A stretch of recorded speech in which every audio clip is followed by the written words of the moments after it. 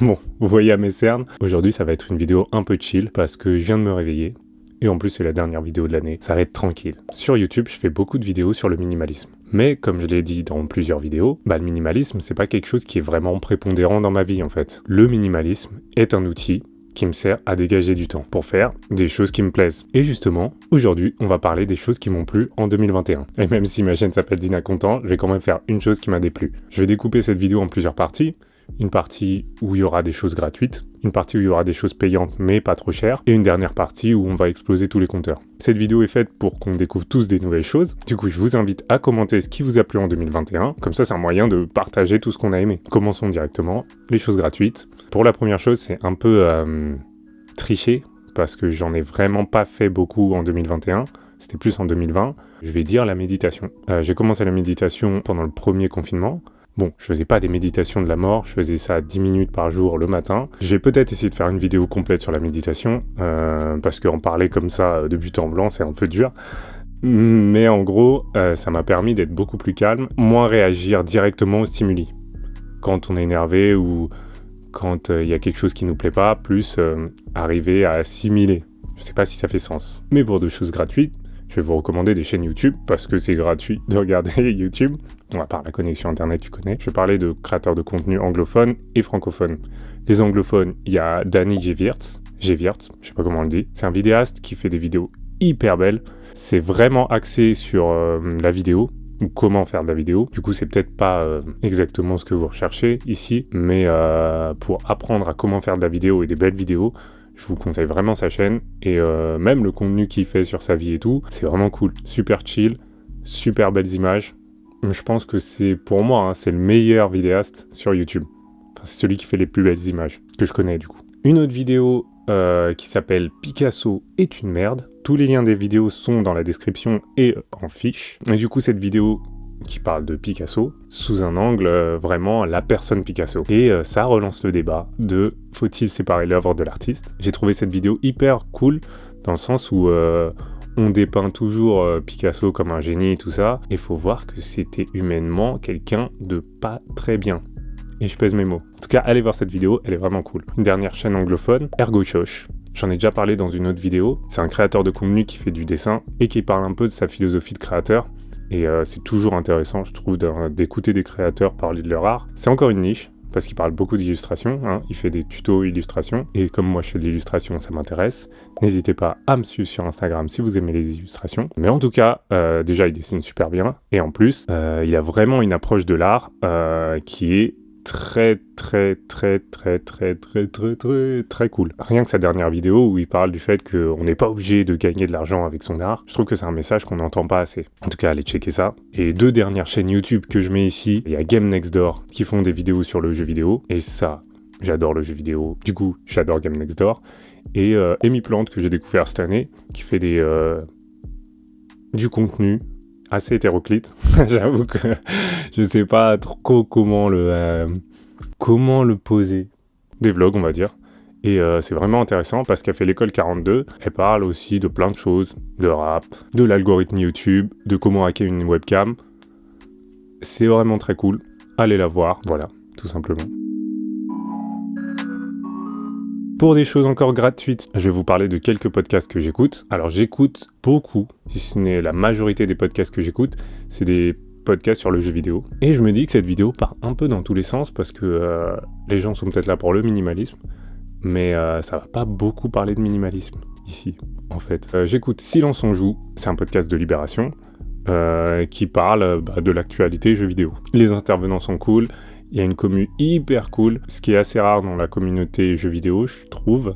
Et c'est vraiment quelque chose qui est trop cool. Il y a Radio Librius aussi que j'écoute sur le jeu vidéo, fin du game aussi, qui revient sur un jeu et qui voit toute sa genèse et qui explique tout et qui spoil même la fin. Mais le but c'est de parler justement de tout le jeu entier. Et je trouve ça, c'est un postulat assez intéressant. Et pour finir, j'écoute aussi le podcast de minimalisme. Je crois que c'est la seule chose de minimaliste que je fais dans ma vie, de tous les jours en fait. C'est un podcast anglophone, le duo est super cool. Et voilà, c'est un peu les darons. C'est un peu les darons du minimalisme. Et ça fait toujours du bien de retourner aux darons du minimalisme, quoi. Parce qu'ils ont beaucoup de bouteilles.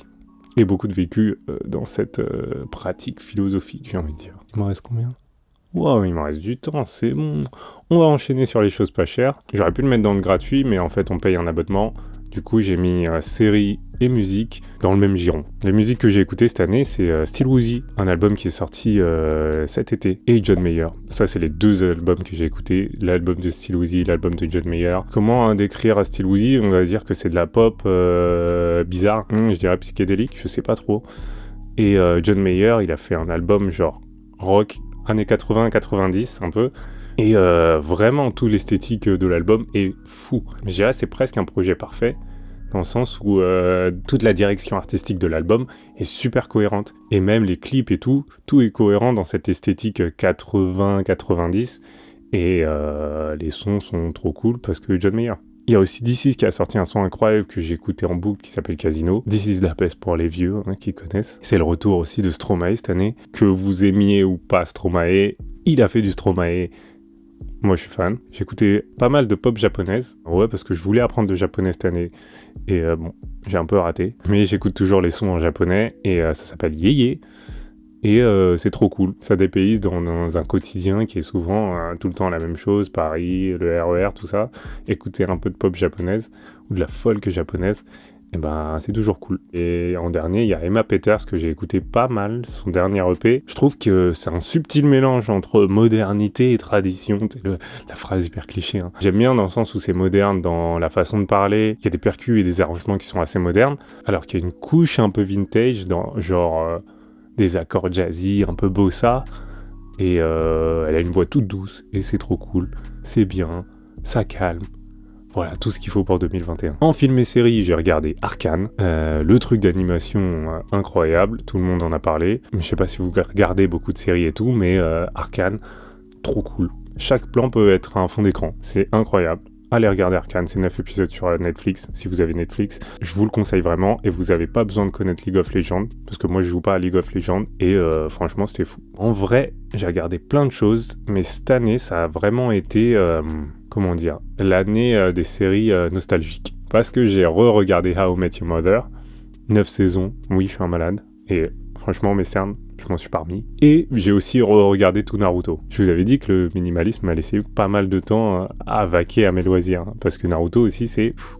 beaucoup d'épisodes. Et je vais mettre un film aussi, Spider-Man. Spider-Man, c'est Spider-Man qui est sorti il y a pas longtemps, No Way Home. Je vais pas spoiler parce que je pense que les gens n'ont pas forcément vu le film, mais pour moi c'est un film hyper nostalgique et mais pour moi je pense que c'est le film de l'année. Je vais pas en parler plus, allez le voir si vous aimez Spider-Man et on pourra en parler dans les commentaires, bien sûr ne spoilez pas parce que ça se fait pas, je retire jamais de commentaires normalement, mais là s'il y a des spoils, je suis obligé de supprimer, désolé.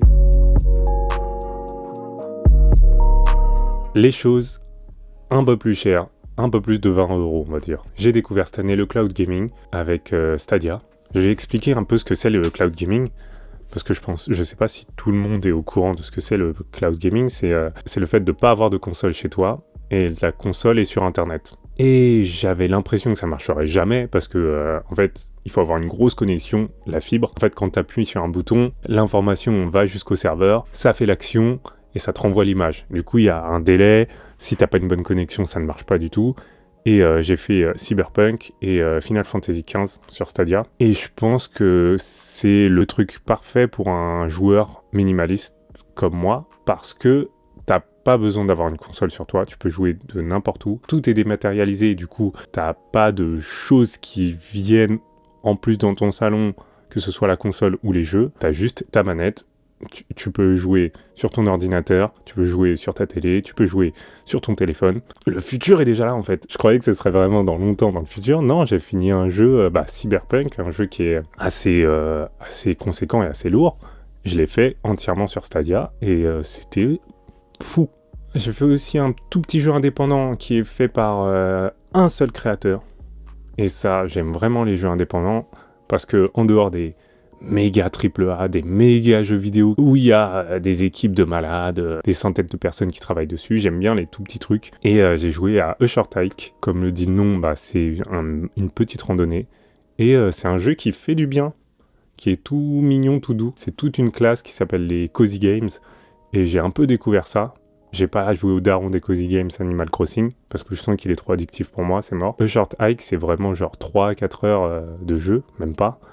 Et ouais, si vous avez une Switch, je vous recommande chaudement d'aller checker A Short Hike. Et sur un autre jeu aussi indépendant, la partie jeux vidéo prend beaucoup de place dans cette vidéo. Vous pouvez passer, les timecodes sont en bas. Si ça vous intéresse pas, c'est pas grave. Il y a Lofi Ping Pong, du ping pong, dans un jeu de rythme qui dure pareil 2-3 heures. Et incroyable aussi, la musique, trop cool.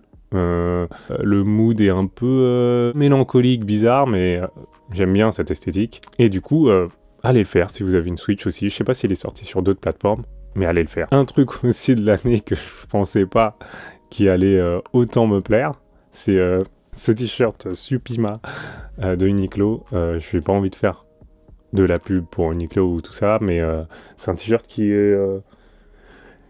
Voilà, le t-shirt parfait pour moi. Il est bien taillé, il est neutre. Vu que j'ai fait cette année le défi de m'habiller pareil pendant tout un mois, et bah j'avais ce t-shirt-là. Ça m'a donné limite envie d'acheter que ça. De plus avoir à chercher ma taille, nanani, nanana. Non, juste ce t-shirt, ça me suffit. Je veux vivre que dans ce t-shirt-là.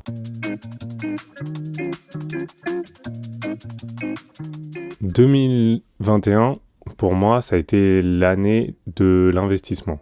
Clairement, c'est une année où j'ai dépensé beaucoup d'argent. Malgré le fait que je sois minimaliste, je pense qu'on entend Harry qui fait de la musique en bas. Je me suis acheté un nouveau Mac, je me suis acheté une nouvelle caméra. On pourrait penser que, étant minimaliste, je dépense pas beaucoup. En fait, je dépense pas beaucoup dans plein d'activités, que ce soit dans les vêtements et tout. Mais quand j'ai un gros investissement à faire, bah je vais le faire. Surtout que c'est de l'investissement pour ma chaîne YouTube, pour l'endroit où je travaille, pour toujours vous proposer du contenu de qualité maximale. De ce que je peux produire, bien sûr. Je ferai peut-être une vidéo sur ça, sur le nouveau Mac que j'ai acheté, qui était très cher. Vous pouvez donner des estimations de prix dans les commentaires, bien sûr. Un de mes buts de 2022, c'est de pouvoir dessiner tous les jours pour m'améliorer un peu, parce que je sens que je suis en train de stagner. Et du coup, dans ce but, j'ai acheté un Surface Duo. Je pensais que ça allait bien s'intégrer dans le fait de dessiner tous les jours, que ce soit dans le train, que ce soit dans les petites pauses et tout. Vraiment un carnet digital. Et ça s'est pas du tout intégré dans mon workflow, pour utiliser des anglicismes, parce que dessiner dessus, c'était pas assez précis pour moi. Et du coup, ça sera ça mon flop de l'année. Et je trouve que c'est un peu cher, beaucoup trop cher, je dirais, pour ce que ça allait me faire, juste une liseuse et juste une DS. C'était pas un bon investissement. Voilà, j'ai résumé 2021 en une vidéo. Surtout de tout ce que j'ai fait, en gros. Parce que souvent, les minimalistes, on parle de techniques, genre des petits hacks de la vie, comment désencombrer, et on se concentre pas souvent sur qu'est-ce qu'on fait de ce temps. Et j'avais envie de discuter de ce que je fais de ce temps, justement, que j'évite de passer, par exemple, sur les réseaux à scroller, que j'évite de passer à courir derrière des objectifs qui me rendent même pas heureux finalement. Et voilà. Comme je l'ai dit en intro, je vous invite vraiment à commenter ce que vous avez aimé, que ce soit un partage, parce que même si on dirait que c'est un monologue, le but de faire des vidéos ici, c'est aussi de partager avec les gens. Je réponds dans les commentaires, en général une fois par semaine, parce que sinon...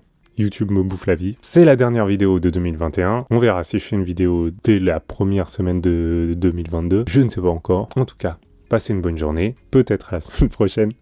Peace.